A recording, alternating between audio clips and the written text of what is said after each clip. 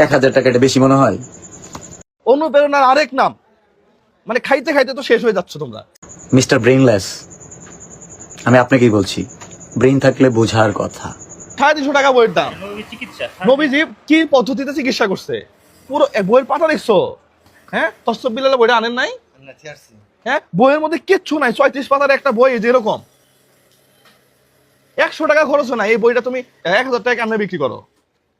এটা ভক্তদের ভালোবাসা, এটা মানুষের ভালোবাসা। আমার কাছে 1000 দিয়ে নিচ্ছে।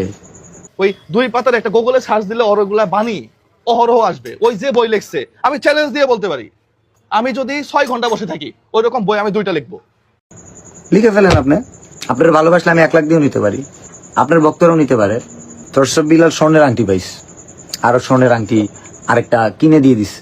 যে পরিমাণ গিফট আমি পাই আমি তো রেখে দিই না, আমি দিয়ে দিই। ওই তুলনায় তারা যা দিচ্ছে ওইটা কিছুই না। কারণ এগুলো সবই মানুষের জন্য, আমার জন্য না। আমিও বিএসসি ইঞ্জিনিয়ার, মাল মাথার মধ্যে একবারে কম আছে তা না, কিন্তু মানুষকে ঠকাইতে পারবো না, কথা স্পষ্ট। ঘুমাইতেছি না, জলে ব্যবসাপাতি কম চলে, অনেকেরই লেগে যাচ্ছে। তরসব বিলাল আসলে কি একটা অবস্থা। আমার রেস্টুরেন্টে দম বিরিয়ানি 200 টাকা পাওয়া যায়, যেখানে খরচ আছে 180 টাকা। আমার রেস্টুরেন্টে আমি যে মাংস খাওয়াই, সাধারণ মানুষ যেগুলা মাংস কিনে নিয়ে আসে একবারে বড় গরুর, ওই মাংস দিয়ে কালা ভুনা করে খাওয়াই।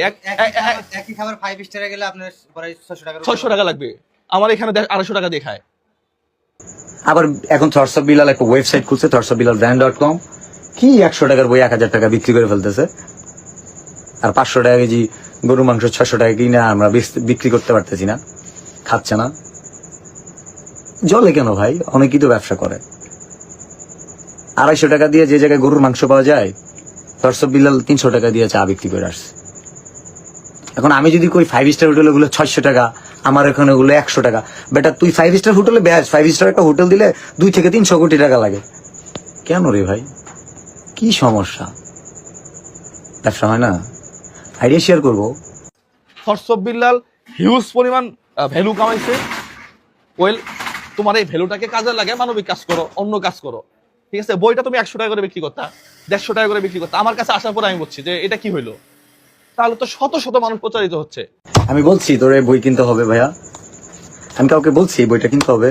এটা কি বিসিএস চান্স পাবে? এটা কি মেডিকেলে চান্স পাবে? এটা কি পাঠ্য বই? এটা না কিনলে পরীক্ষার প্রশ্ন কমন পড়বে না। আমি এক তরসব বিলালকে খুশি করার জন্য চুপ করে থাকলাম, কিন্তু এই যে শত শত মানুষ প্রতারিত হচ্ছে, এটা তো আমার দায়বদ্ধতা আছে। ওই যে বলছি না, কিছুটা সফল হলে হিংসুকেরা যদি অহংকারী বলে, বিষয়টা সহজভাবে নিতে পারে না। একটু ঘাটলে বোঝা যায় হজম শক্তি কম, প্রতিহিংসা পরায়ণ, অন্যের ভালো দেখতে পারে না, তারাই বলবে অহংকারী। লজ্জা লাগে।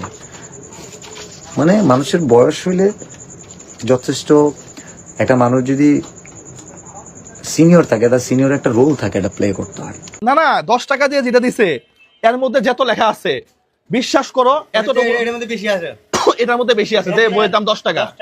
হ্যাঁ, আর ওই যে বাণীগুলা লিখছে আমি দেখাই, যে এইটুক করে বাণী, ওই যে গুগলে ট্রান্সলেট করে ভিতরে আবার দিয়ে দিচ্ছে যে ট্রান্সলেট অটো করা যায়। এখন আবার হাতে বই লিখছে 10,000 টাকা করে নাকি। এই বইটা পড়ে অনেকে ভারতের অনেকে মুসলমান হইছে। হ্যাঁ, এগুলা ধোঁকাবাজি। 1 টাকার দেন মহর হয়, আবার 1 কোটি টাকার দেন মহর হয়, 100 টাকার বইও হয়। এই ছাগল, 12,000 টাকা বেতনে চাকরি করা ছেলেটা যখন মাসে 15 লক্ষ টাকা ইনকাম করে, ওইটা বেশি হয়ে গেছে মনে হয় না? যখন তার আর্নিং এর রেমিটেন্সি আসে 40-45 হাজার টাকা, যেই রেমিটেন্স, যার মাসিক ইনকামের রেমিটেন্সি 40-50 হাজার টাকা ব্যাংকে জমা হয় এদেশে, এই দেশে পায়, এই দেশে আসে রেমিটেন্স। 12,000 টাকা বেতনে চাকরি করা ছেলেটা যখন মাসে 16 লক্ষ টাকা ইনকাম করে, ওইটা বেশি মনে হয় না? 100 টাকার বই